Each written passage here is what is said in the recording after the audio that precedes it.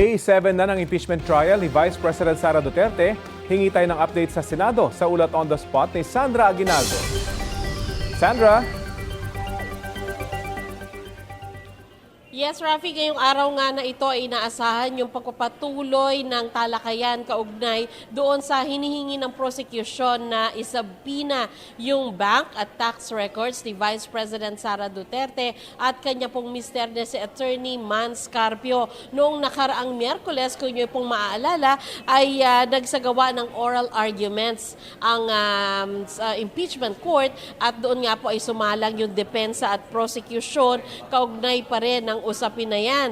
Ngayong araw naman, inaasahang meron pa mga katanungan ang mga senador sa prosecution at depensa. Posible din na ngayong araw ay magbobotohan ang mga senador kung isasabina ba o hindi ang mga tax and bank records ng bise. Simple majority lang po ang kailangan dahil 21 senators po yung pirming dumadalo dito sa trial ay kahit 11 votes lamang yung makamit ay pwede nang matuloy po yung pagsabina dito sa bank and tax records. Pero inaabangan din ngayong araw, Rafi, kung magkakaroon ng palitan ng salita ang ilang mga senador na nagkaroon na rin ng maanghang na palitan ng salita nitong nagdaang weekend gaya nga nung inireport mo kanina. At yan nga po sina Senador Alan Peter Cayetano, Senadora Pia Cayetano, Senador Ping Lacson at Senador Erwin Tulfo. Walang isasalang na witness ngayong araw na ito.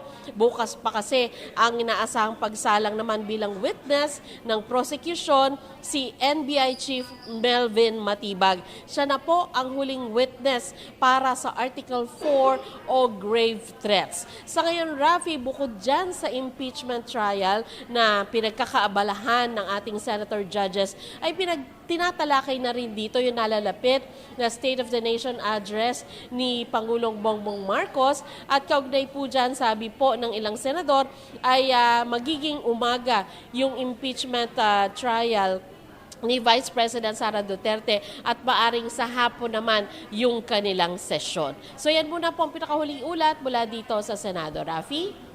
Maraming salamat, Sandra Aguinaldo.